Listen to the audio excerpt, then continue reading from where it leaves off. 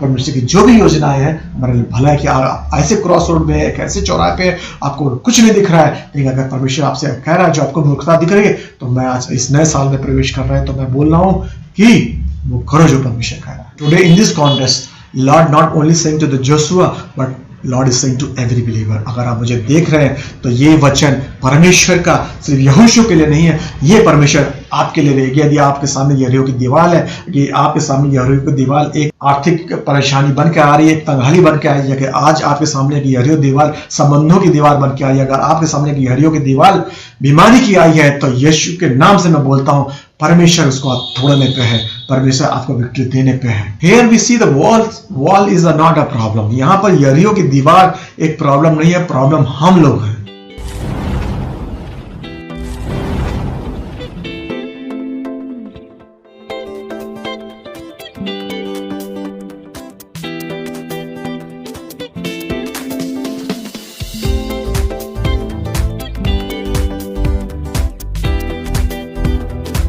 Hallelujah, praise the Lord. मैं यीशु मसीह के नाम से आपका स्वागत करता हूं।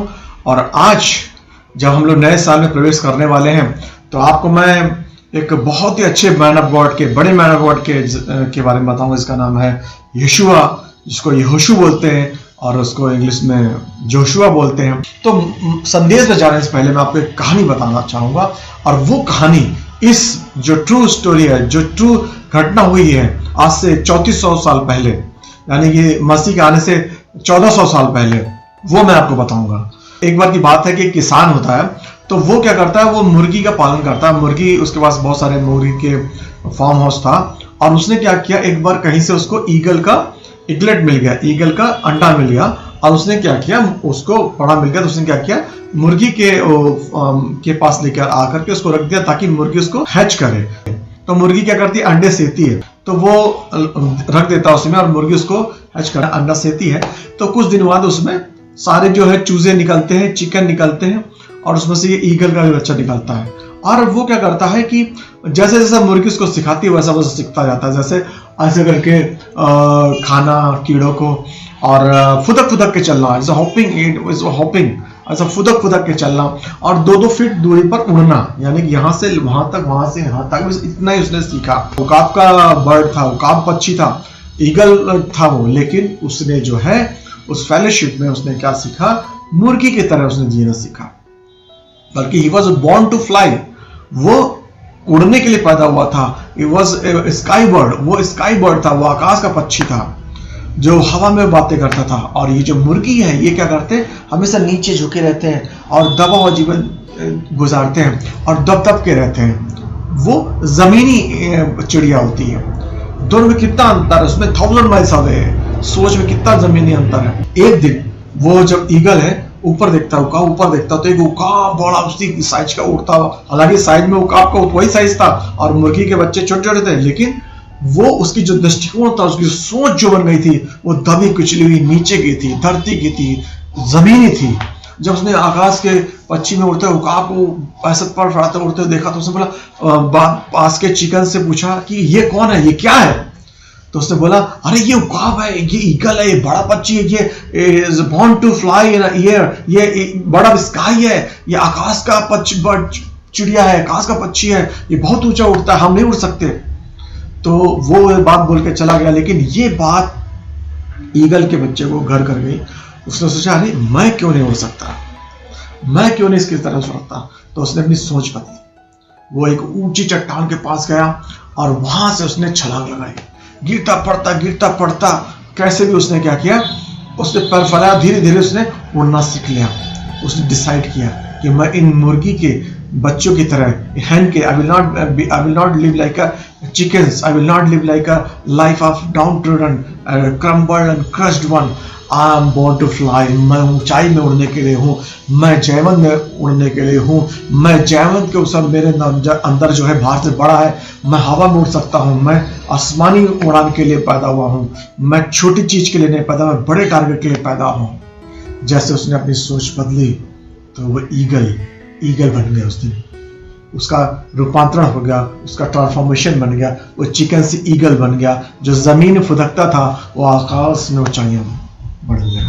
तो मेरे प्यारे भाई और बहनों मसीह में, आज हम जोशुआ से, यहोशू के कैरेक्टर से और जो एक घटना हुई है, जो यरीहो वॉल है, जो जेरिको वॉल है, उसके बारे में हम लोग देखेंगे कि कैसे हम चिकन से ईगल में बन सकते हैं, जा सकते हैं परमेश्वर के वचन के द्वारा। Our life is changing from chicken to eagle. Hebrews 11 chapter, इब्रानी 11 अध्याय उसके 30वें लाइन में लिखा है, विश्वासी से यरीहो की सरपना जब 7 दिन तक उसका चक्कर लगा चुके तो वह गिर पड़ी। कभी कभी हम अपने आत्मिक जीवन में एक ऐसे क्रॉस रोड, एक ऐसे चौराहे पे आ जाते हैं जहां हमको कुछ समझ में नहीं आता है। क्रॉस रोड क्या होता है? अब आप अगर वहां पर साइन नहीं है, कोई इंडिकेशन नहीं है, तो आप नहीं समझ पाएंगे किधर जाना है। कई बार ऐसा होता है, लेकिन परमेश्वर ने हमको इस प्लेनेट पे, इस धरती पर बिना किसी पर्पस के नहीं रखा। सबके पास एक पर्पस है, सबके पास एक मकसद है।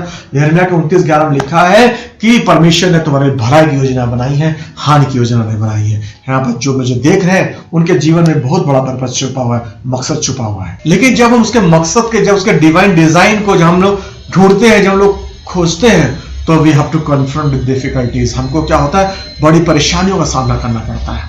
और यहां पर आज यहोशू हमें सिखा रहा है कि कैसे मुश्किलें जब आती हैं तो उनसे कैसे सामना कर करके उन ऑब्स्टेकल्स को, जो रुकावटें हैं, उनको कैसे तोड़ते हुए, जो बाधाओं को कैसे छोड़ते हुए आगे बढ़ना है। मुसीबतें हैं, जो मुश्किलें परमेश्वर की इच्छा हमारे जीवन में होने से रोकती हैं, उनको कैसे पार करके हमको परमेश्वर की इच्छा को पूरी करना है। यहां पर परमेश्वर अपने जो प्लान है यहोशू को बताता है। हथियारबंद पुरुष नरसिंगा फूंकने वाले याजकों के आगे आगे चले और पीछे संदूक के, और पीछे वाले संदूक के पीछे चले, याजक नरसिंगा फूंकते हुए चले। तो ये परमेश्वर ने यहोशू से कहा कि पहले दिन तुमको ये करना क्या है। अब मैं पृष्ठभूमि बताता हूं कि इन्होंने जो है गिलगाल पर अपना इनको परमेश्वर ने प्रॉमिस लैंड दी थी। आपको सबको मालूम होगा कि प्रॉमिस, प्रतिज्ञा का देश दिया था, कनान।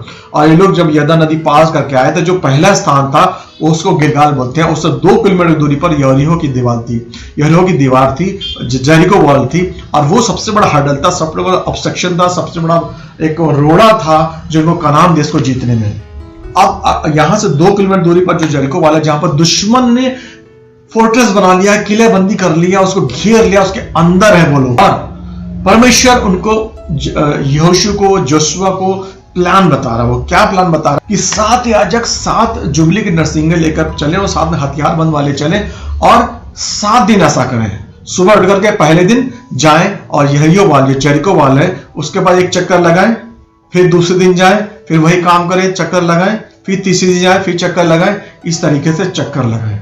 हालेलुया, वाह। I have been in air force, मैं एयरफोर्स में था और मैंने वारफेयर पढ़ा और मैंने कभी भी मतलब कि वारफेयर बोले तो कैसा लड़ाई करते हैं, क्या स्ट्रेटेजी होती है, उनके बारे में मैंने देखा है, काफी पढ़ा है। लेकिन मैंने कभी ऐसी स्ट्रेटेजी हिस्ट्री में, ह्यूमन हिस्ट्री में नहीं देखी कि जहां पर परमेश्वर ऐसी योजना बता रहा है कि भाई तुमको मैं यरीहो वाल दे रहा हूँ, यरीहो तुम्हें मैं कनान देश दे रहा हूँ, उससे पहले तुमको यरीहो दीवार को जीतना है, जेरिको वॉल जीतना है। जेरिको मतलब, जेरिको वॉल इज प्रॉब्लम, जो आपके सामने प्रॉब्लम है, और उसको जीतना कैसे, उसको करना कैसे, उसको कुछ नहीं करना तुमको 7 याजक 7 जुबली के नरसिंगे लेकर के 7 चक्कर लगाना। ऐसे करके करते करते तुमको डेली चक्कर लगाना। अगर ह्यूमन इंटेलिजेंस देखें तो ये बहुत ही हंसने वाली बात हो गई कि मैं आपको एग्जाम्पलीफाई करूंगा। इस तरीके से बात है कि जैसे आप बीमार हैं और कोई मैन ऑफ गॉड आपसे कहे कि जाओ डॉक्टर के हॉस्पिटल के सामने, उसमें सुबह उठ करके 7 चक्कर लगाओ, हालेलुया,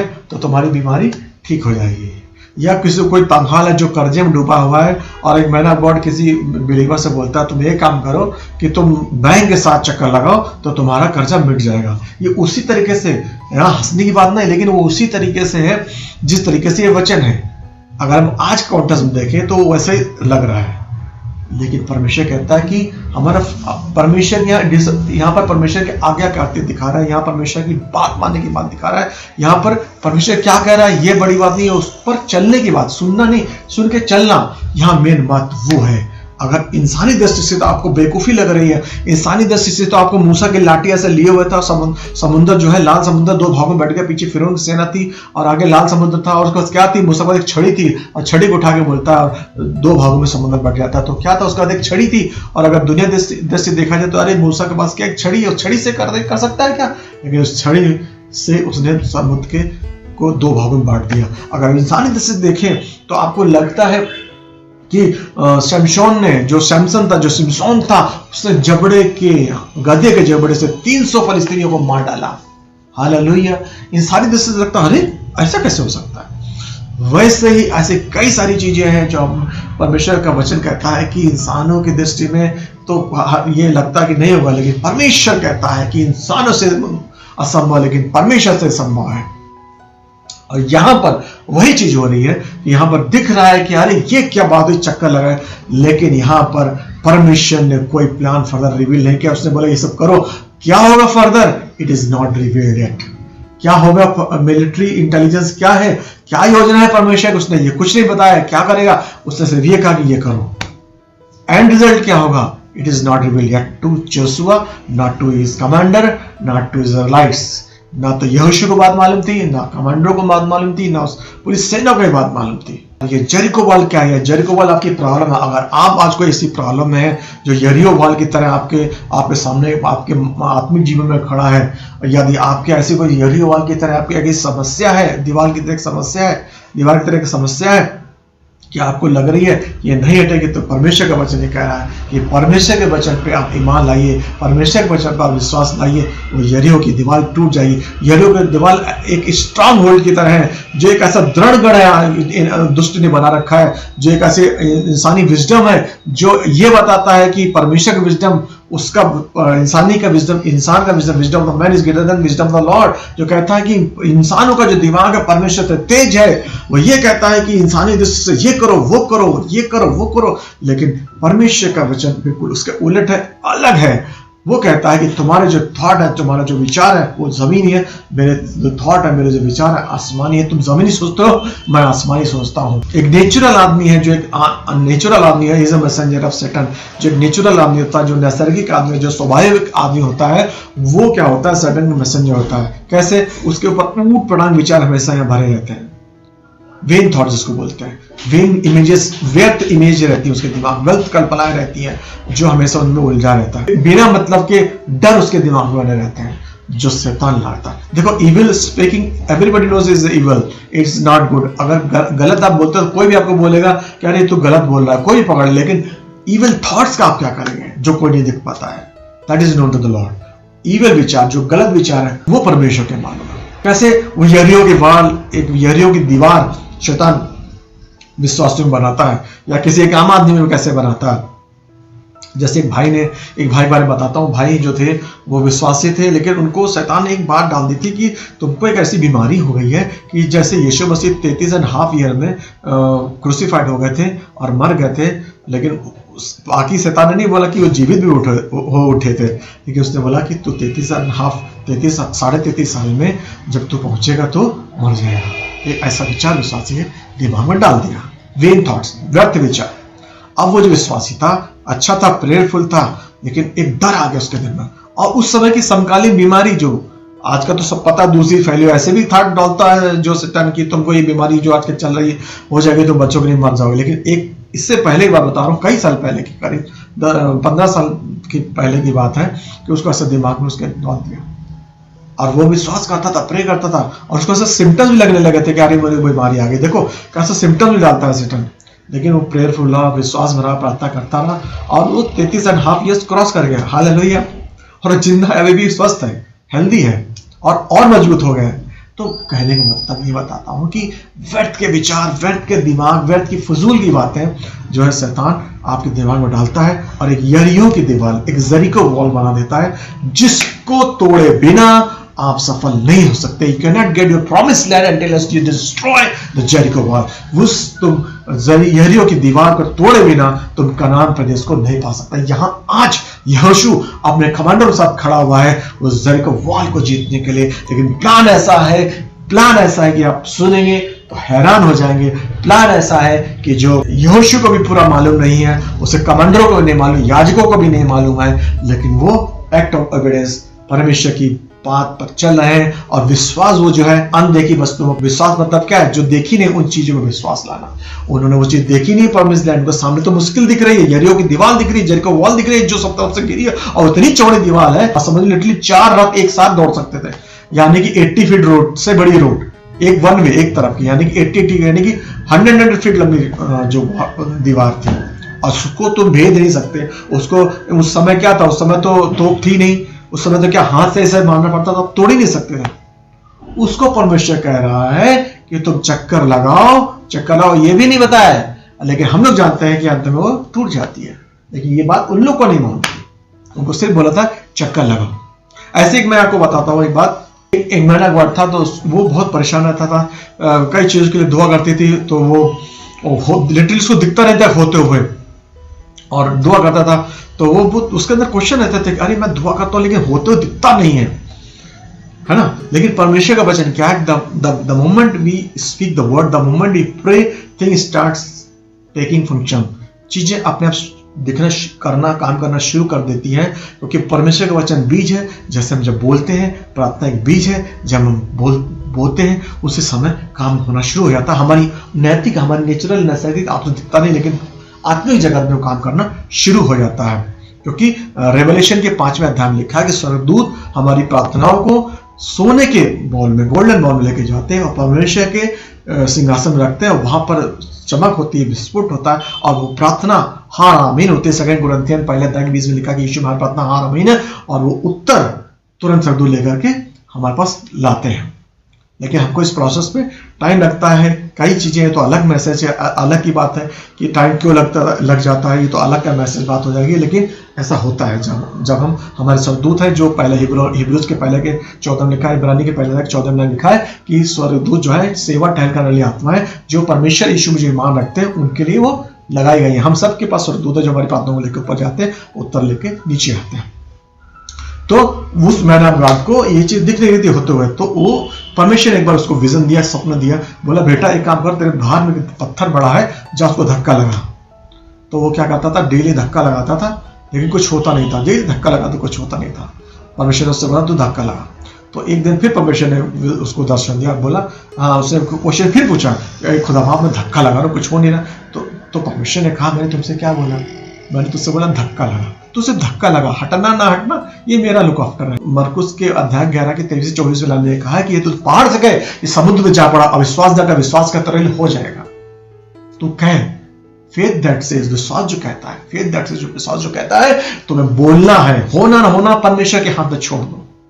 क्योंकि परमेश्वर ने यूहन्ना के 14 के कहा है कि मेरे चेले मुझसे बड़े बड़े काम करेंगे। तो ईमान रखोगे, मत्ती के 9 के 23 में लिखा है कि विश्वास के द्वारा तेरे लिए हो जाएगा। मत्ती के 19 के 28 में लिखा है कि मनुष्य से तो संभव, परमेश्वर से संभव है। विषय 30 लिखा है कि हमारे बीच में ऐसा परमेश्वर है जो हमारे सोच समझ के काम कर सकता है। तो यहाँ पर यही बात की हम लोग बात कर रहे हैं, यही दीवार की बात कर रहे हैं, एक स्ट्रॉन्ग होल्ड की बात कर रहे हैं जो इंसानों के पास रहता है। स्ट्रॉन्ग होल्ड का है, जैसे मैंने बताया था कि शुरू में कहानी बताई थी कि वो जो ईगल था, जो ईगल का बच्चा था, वो एक मुर्गी के बच्चों के साथ रहता है। हो सकता था कि वो ईगल के बच्चों की तरह की बातों में आ जाता, बोलता अरे हाँ तू सही कहता, मैं उड़ नहीं सकता, और वैसे ही वो फुदक फुदक के जिंदगी गुजारता और मर जाता। लेकिन परमेश्वर ने हमको फुदकने के लिए नहीं बढ़ाया है। परमेश्वर हमको वी हैव टू सोर लाइक ईगल, हमको परमेश्वर ने उकाबों की तरह उड़ने के लिए बुलाया है। ताकि क्यों? क्योंकि हम परमेश्वर से अपनी शक्ति लेते हैं, परमेश्वर से अपनी एनर्जी लेते हैं, परमेश्वर से हम दुनिया की रिपोर्ट विश्वास नहीं करते, हम यीशु मसीह की रिपोर्ट विश्वास करते हैं। और यीशु मसीह की रिपोर्ट ये है कि हर प्रार्थना यीशु महान आमीन है, और परमेश्वर की जो भी योजनाएं हैं हमारे लिए भला है। कि आप ऐसे क्रॉस रोड में, एक ऐसे चौराहे पे आपको कुछ नहीं दिख रहा है, लेकिन अगर परमेश्वर आपसे कह रहा है, जो आपको मूर्खता दिख रही है, तो मैं आज इस नए साल में प्रवेश कर रहे हैं, तो मैं बोल रहा हूँ कि वो करो जो परमेश्वर कह रहा है। यहाँ पर सबसे बड़ी बात यह है कि हम गॉड इज एक्टिव, परमेश्वर हमारे साथ है। पहली बात, परमेश्वर ने प्लान दिया है तो परमेश्वर सदा हमारे साथ एक्टिव है। दूसरा, परमेश्वर ने कह दिया कि मैं तुम्हें दे दूंगा, हर प्रार्थना यीशु महान आमीन है, मैं तुम्हें दे दूंगा। लेकिन अब हमारा ये काम है, परमेश्वर उन लोग को चाहता तो ऐसे ही देकर दे सकता, लेकिन lord want to involve you in his ministry. परमेश्वर आपको मौका देता है कि आप उसकी मिनिस्ट्री में, उसकी सेवकाई में भागीदार बने, आपको आशीष देना चाहता है। इतने सारे याजकों का ट्रम्पट लेकर के घूमना, बजाना नहीं, सिर्फ घूमना, चक्कर लगाना, उनके पीछे हथियारबंद लोगों का चक्कर लगाना, यरीहो की दीवार गिर जाती, जरको गिर जाती है, तो वो तो ऐसे भी गिर सकती थी, लेकिन चक्कर लगाने की जरूरत क्या थी? चक्कर लगाने का मतलब एक्ट ऑफ एविडेंस, परमेश्वर के विश्वास में चलना, परमेश्वर के बात पर ईमान लाना, आपको मूर्खता की बात लग मिले फिर भी उसको पालन करना। वो परमेश्वर आपको इन्वॉल्व करना चाहता है अपनी विजय में, आपको अपने साथ आपके टीम में काम करना चाहता है, आपके साथ डबल में परमेश्वर खेलना चाहता है, सिंगल में नहीं। Lord is with in your side. यहाँ पर यरीहो की दीवार में सारे दुश्मन बंद हैं और एक स्ट्रॉन्ग होल्ड बना रखा है, गढ़ बना रखा है जो अभेद है, जो इनविंसिबल है। और वहां पर परमेश्वर कह रहा है, hey man of God Joshua, don't worry, I have given its king and along with all the territory, ये राजा उसकी सारी प्रजा मैंने तेरे हाथ में दे दी है। ये परमेश्वर यहोशू से बोलता है। तो today in this contest Lord not only saying to the Joshua but Lord is saying to every believer. अगर आप मुझे देख रहे हैं तो ये वचन परमेश्वर का सिर्फ यहोशू के लिए नहीं है, ये परमेश्वर आपके लिए रहेगी। यदि आपके सामने यरीहो की दीवार है, कि आपके सामने यरीहो की दीवार एक आर्थिक परेशानी बन के आ रही है, एक तंगहाली बन के आई है, कि आज आपके सामने की यरीहो दीवार संबंधों की दीवार बन के आई है, अगर आपके सामने की यरीहो की दीवार बीमारी की आई है, तो यीशु के नाम से मैं बोलता हूं, परमेश्वर उसको तोड़ने पे है, परमेश्वर आपको विक्ट्री देने पे है। Here we see the wall is not a problem। यहाँ पर यरीहो की दीवार एक प्रॉब्लम नहीं है, प्रॉब्लम हम लोग हैं। We are the trouble, we are the problem। कैसे? परमेश्वर के पास सामर्थ रहती है सब कुछ करने के लिए, लेकिन वो विश्वास करता, आज्ञाकारिता चाहता है एक एक्ट के रूप में, एक एक्शन के रूप में। जब हम उसकी बात मानते हैं, जब करते हैं, then he take care of the wall, तब वो हमारी यरीहो वाल की चिंता करता है, हमारी प्रॉब्लम को दूर करता है। अगर परमेश्वर का वचन पढ़ेंगे तो आप देखेंगे कि परमेश्वर हमें इनसिग्निफिकेंट, मतलब ऐसी चीज जो बिल्कुल ही महत्व की चीज नहीं है और जो बहुत कमजोर चीज है, उनका इस्तेमाल कर रहा है। परमेश्वर ने कहा कि अर्थन वेसल, मिट्टी के चीजों में मैंने अपनी सुगंध भर रखी है, उसमें मैंने अर्थन वेसल, मैंने जार में मैंने अपना इत्र रख रखा है, मतलब मैंने ट्रेजर छुपा रखे, खजाने छुपा रखे। जब वो खजाना, जो इत्र का जो बर्तन जब फूटता तो सुगंध फैलती है। यानी कि परमेश्वर ने कहा कि जब तू कमजोर होता तब मेरी सामर्थ, 2 कोरिन्थियों 12:9 में लिखा कि जब मैं, पौलुस बोलता है कि जब मैं कमजोर होता हूँ तो परमेश्वर की सामर्थ मुझसे प्रकट होती है। यानी कि जब हम अपनी शक्ति में नहीं जाते हैं, जब हम अपने पास जो होता है उसको नहीं देखते, हम जब वो जो चीज हम शॉर्ट ऑफ फॉल होते हैं उसको न देखकर हम उस परमेश्वर को देखते हैं जो सर्वव्यापी है, सर्वसामर्थी है, जो सब कुछ कर सकता है, जो अगम है, जो अविनाशी है, जो परपेचुअल है, जो अनंत है, जो सब कुछ कर सकता है, जो सब कुछ जानता है, जो सब जगह रहता है, तब परमेश्वर हमारे बीच में काम करता है। तो प्रॉब्लम प्रॉब्लम हमारे साथ है कि हम अपना विश्वास ना रखते हो, अविश्वास करते कि यह कैसे होगा, और ये तो स्टुपिडिटी है, चक्कर लगाओ काम हो जाएगा। लोग दफ्तरों के चक्कर लगाते रहते हैं, हालेलुया, ऑफिसों के चक्कर लगाते रहते हैं, रिश्तेदारों के चक्कर लगाते रहते हैं, फोन कर करके चक्कर लगाते रहते हैं, इन सब चक्करों में लगते रहते हैं। परमेश्वर कहता है इन सब के चक्कर मत लगाओ, बाइबल का चक्कर चलाओ, वचन का चक्कर चलाओ, विश्वास का कदम उठाओ। परमेश्वर तुम्हारे जो यरीहो की दीवार है, जो परमेश्वर के तुम्हारे सामने जो एक बड़ा सा परेशानी खड़ी हुई है, जो पहाड़ है, उसको परमेश्वर तोड़ देगा, चूर चूर कर देगा। हालेलुया। Chronicles 16:9 says, देखो यहोवा की दृष्टि सारी पृथ्वी पर इसलिए फिरती रहती है कि जिसका मन उसकी ओर निष्कपट रहता है, उसकी सहायता में वह अपनी सामर्थ्य दिखाए। यानी कि उसकी सहायता में अपनी सामर्थ्य दिखाए, जो परमेश्वर सामने दीन है, नम्र है, जो परमेश्वर की बात, ऐसी बात जो आपसे, अगर परमेश्वर कह रहा है कि जाओ बाहर एक पत्थर उसमें धक्का लगाओ, सिर्फ धक्का लगा वापस आ जा रहे हैं। परमेश्वर आपसे कह रहा है कि जाओ एक चक्कर लगाओ, आप चक्कर ही लगा के आ रहे। परमेश्वर का वचन कह रहा है कि अरे बाइबल पढ़ो, प्रार्थना करो, बैठ करके सबसे पहले परमेश्वर से बात करो, सबसे पहले आंखें खोल करके, लैपटॉप मत खोलो, सबसे पहले आंखें खोल करके मोबाइल मत देखो, सबसे पहले आंख खोल करके हेलो हेलो मत करो, सबसे पहले आंख खोल करके परमेश्वर को कह रहा है कि खाना खाने से पहले वचन खोलो। परमेश्वर को सबसे पहले बोलना, परमेश्वर का वचन कह रहा है कि अपनी बीवी आपसे या अपने बच्चों से, बच्चे आपसे बात ना करते तो सबसे पहले परमेश्वर से बातें करें।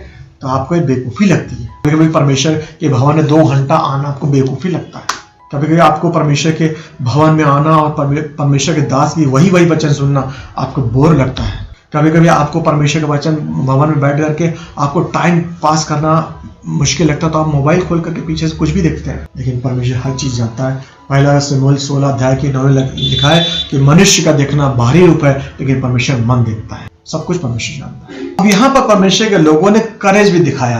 पहला विश्वास किया और विश्वास का कदम उठाया, यरीहो की दीवार चक्कर लगाया। दूसरा करेज भी है। कैसा कि आपको लग रहा होगा, अरे करेज, आपको डर लग रहा होगा, अरे उसमें यरीहो, अगर उस समय उनको भी डर लगा होगा कि अरे यरीहो की दीवार है, वहां पर बड़ा किला है, वहां से अगर कोई पत्थर, जाहिर सी बात है अगर कोई ऊपर से कोई अगर पत्थर ही मारेगा तो आपको बंद की तरह लगेगा। और वो नियत्ते परमेश्वर क्या बोल रहा है, कुछ नहीं करो, सिर्फ चक्कर लगाना है, हथियार भी नहीं निकालना है, शोर भी नहीं मचाना है, ट्रम्पेट लेके जाना लेकिन बजाना नहीं है। और वो क्या वहां से देख नहीं रहे होंगे, वो लोग देख रहे होंगे सब कुछ, उनके स्पाई, उनके जासूस भी वहां होंगे, और एक पत्थर मारे तो भगदड़ मच जाती। तो क्या स्टेप ऑफ करेज भी लिया, आपको कंफर्ट जोन से परमेश्वर कहता है बाहर निकालना चाहता है। आपको लगता है ये काम कैसे होगा, अरे मैं वहां जाऊंगा तो खतरा है, अरे मैं सुसमाचार सुनाऊंगा तो खतरा है। लेकिन आपको मैं बताना चाहूंगा, परमेश्वर ने आपको भजन संहिता 34 लिखा है, परमेश्वर ने अपने स्वर्गदूतों, अपने दरवैयों को चारों तरफ, जो बिलीवर्स हैं, जो विश्वास करते हैं, उस तरफ स्वर्गदूतों की सेना भेज रखी है।